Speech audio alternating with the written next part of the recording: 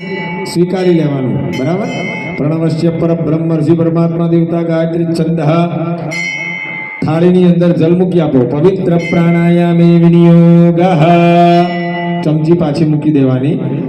ચમચી વાટકીની અંદર જ રાખવાની, બરાબર. વાટકીની અંદર પાણી ભરી લેજો અને એની અંદર જ રાખવાની. હવે દરેક જણાએ અહીંયા આપણે પ્રાણાયામ કરવાનું છે. પ્રાણાયામ ના ફાવે તો ટટ્ટાર બેસવાનું. બંને હાથ તમારા ઘૂંટણ ઉપર રાખવાના અને સમ શનૈશ્ચરાય નમઃ આ મંત્ર 12 વાર બોલવાનો. જેનાથી પ્રાણાયામ થાય એની અંદર શ્વાસ લેવાનો, થોડી વાર રાખવાનો शरीर अंदर ने પછી छोड़वानो। इस प्रकार से प्राणायाम की विधि करनी है, जिसके अंदर शम शनैश्चराय नमः मंत्र का जाप करना है, बराबर है। 12 बार भगवान का नाम स्मरण करके प्राणायाम करना है। उसमें श्वास लेने हैं, थोड़ी देर रखने हैं और बाद में छोड़ने हैं। प्राणायाम की ये प्रक्रिया है। यो देवः सवितास्माकं मनः प्राणेन्द्रिय क्रिया समुपास्महे यथा पर्वत धातूनां दोषान्तः दीपावका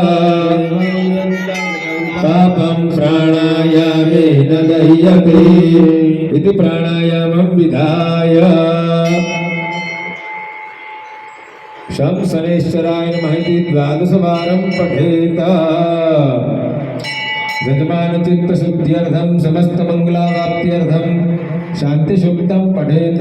या श्री स्वयं सुकृतिनां भवनेश्वराक्ष्मी पापात्मनां कृतधियां हृदयेषु बुद्धिः सदां गुणजनां प्रभवस्य लाज्जात्वान्त्वानदास्म परिपालय देवी विश्वा किं वर्णयाम तव रूपमचिन्त्य मे तद किञ्चाति वीर्यमसुराक्षयकारि भूरि जाहवेषु चरितानि तवाद्भुतानि सर्वेषु देव्यसुरदेवगणादिकेषु समस्तजगतां त्रिगुणाभिदोषेण न ज्ञायसे हरिहरादिभिरप्यपारा सर्वाश्रयाखिलमिदं जगदौष्मभूतम् अव्याहृता हि परमा प्रकृतिष्वमाद्या शान्तिः शान्तिः शान्तिर्भवतु सर्वारिष्टशान्तिर्भवतु सर्वोपद्रवशान्तिरस्तु।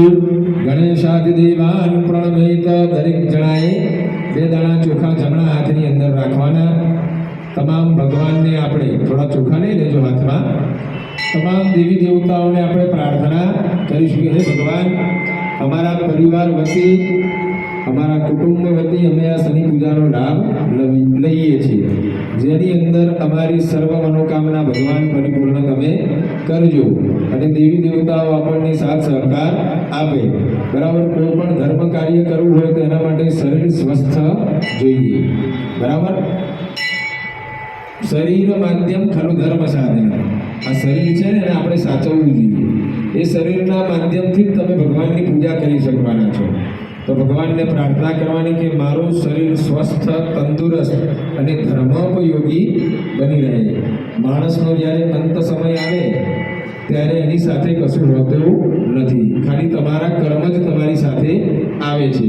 તો આજના દિવસ દરમિયાન કે તમારા જીવન પર્યંત જે કંઈ પણ તમે ધર્મનું કાર્ય કર્યું હોય, ભગવાનની પૂજા કરી હોય, કોઈ જરૂરિયાતવાળા વ્યક્તિની તમે કોઈ પણ રીતના તન મન ધનથી મદદ કરી હોય, એ પણ એક સત્કાર્ય જ છે। તો શક્ય બને એટલું જીવન દરમિયાનમાં સત્કાર્ય કરવા। જરૂરી નથી કે ખાલી પૂજા જ કરવી, કોઈ પણ રીતના તમે કોઈ પણ સારા કાર્યની અંદર જોડાઈ શકો છો।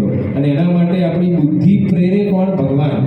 તમે અહીંયા શનિ પૂજા કરવા બેઠા તેમાં શનિ મહારાજનો જ હુકમ હશે, બરાબર। તમે ને હું કોઈ આપણે કશું કરી શકતા નથી। ભગવાને અમને અહીંયા બેસાડ્યા તો ભાઈ ચલો દરેક ભક્તોનું આવું કલ્યાણ થાય, એટલે ભગવાને જ અમને પ્રેર્યા છે અને તમે એની સાથે જોડાયા છો, બરાબર। તો ભગવાન આવી રીતના આપણને ધર્મ કાર્યની અંદર પ્રેરે એવી ભગવાનને પ્રાર્થના કરવાની, ઈષ્ટને પ્રાર્થના કરવાની। દરેક દેવી દેવતાઓ, તમારા કુળદેવી, ગણપતિ, આ બધાનું સ્મરણ કરવાનું। શ્રીમન મહાગણાધિપતયે